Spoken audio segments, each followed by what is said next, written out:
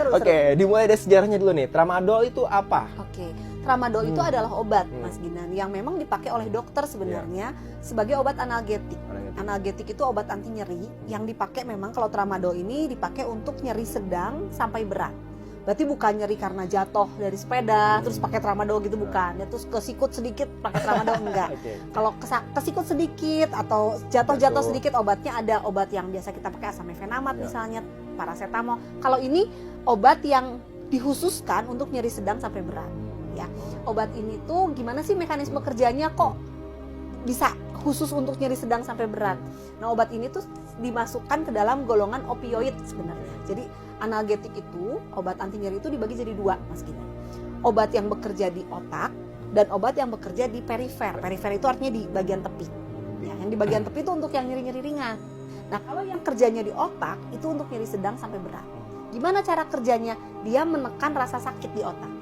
Jadi ambang batas nyeri ditingkatkan, istilahnya begitu. Yang seharusnya nyeri ditoel sedikit sakit gitu ya. Sekarang kalau pakai obat ini ditoelnya sedikit seperti itu gitu ya, nggak sakit karena ambang batas nyerinya ditingkatkan.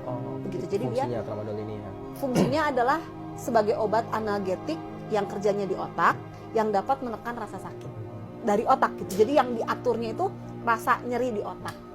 Sebenarnya obat golongan narkotika ini maksudnya golongan narkotika ya? Dia masuk kategori golongan narkotika. Oke. Jadi dia adalah analgetik yang kerja di otak dan itu disebutnya sebagai analgetika narkotika. Jadi narkotika itu apa sih gitu ya? Kadang-kadang orang nanya. Nah, narkotika itu sebenarnya adalah obat yang memiliki efek sebagai analgetik atau penghilang rasa nyeri yang kerjanya di otak. Jadi dia menstimulasi otak berarti ya? Menstimulasi, menekan rasa nyeri yang munculnya dari otak. Begitu, ditekan rasa nyerinya. Begitu. Oh, jadi otak ini bekerja dengan keras, yang tadinya sakit mungkin dalam tubuh akhirnya hilang ya rasa sakitnya. Rasa sakitnya jadi hilang. Ya. Ambang batas nyerinya ditingkatkan.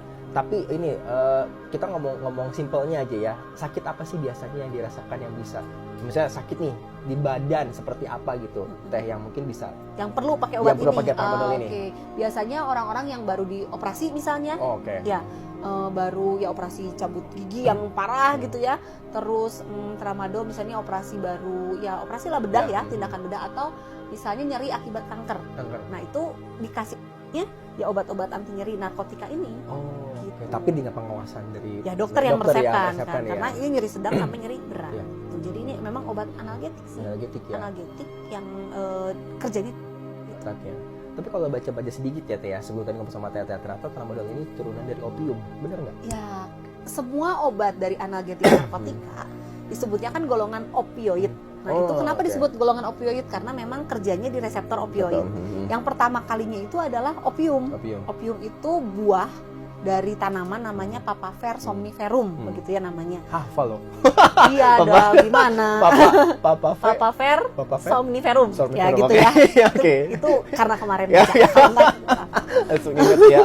Terus, tanaman ini tuh yang awalnya sebagai narkotika udah ada sejak katanya 3.000 tahun yang lalu. Jadi dari zaman dulu juga udah dipakai. Terbukti dari banyaknya jenazah gitu ya yang kalau dilihat tuh ada si opium ini gitu. Kemudian berkembang kan, diambil zat senyawanya yang aktifnya temulah morfin. Si morfin ini adalah zat aktif yang ada di opium yang memiliki efek untuk menekan rasa sakit. Ya, kalau morfin ya umumnya morfin, heroin. Nah, bagaimana sih kerjanya? Gimana sih nih kerja obat-obat ini? Pasti jadi pertanyaan teman-teman. Nah, sebenarnya kerjanya itu menyerupai opioid endogen yang ada dalam tubuh kita. Jadi Mas Ginan, tubuh kita itu punya namanya opioid endogen. Itu yang alami ya? Yang alami, yang dihasilkan juga untuk menekan rasa sakit. Kapan diproduksinya? Misalnya pada saat kita olahraga. Waktu olahraga itu endorfin akan dikeluarkan. Opioid endogen itu namanya adalah endorfin. Jadi endorfin ini memiliki mekanisme kerja mirip dengan morfin, yaitu menekan rasa sakit. Jadi olahraga, jatuh cinta. Itu endorfin juga. Jatuh cinta juga akan meningkatkan endorfin. Makan coklat. Dan satu lagi yang bikin meningkatkan endorfin itu waktu kita ngalamin rasa sakit. Waktu kita ngalamin rasa sakit, ada luka, disakitin luka gitu, misalnya jatuh. maka endorfin itu akan dihasilkan. Dan endorfin ini memiliki efek menurunkan rasa sakit, menyebabkan bahagia, menyebabkan ketergantungan. Contoh, kalau mungkin Mas Ginan pernah lihat orang yang ditato. Yes. Ditato itu kan sakit ya, Mas Ginan nggak ada tato? Enggak dong, tompel adanya. Kalau ditato, satu tato itu biasanya si pasien akan ngalamin rasa sakit. Tapi setelah rasa sakit, dia akan menghasilkan endorfin yang menyebabkan tadi apa tadi? Menyebabkan ketergantungan, rasa sakit turun dan happy, bikin tidur enak.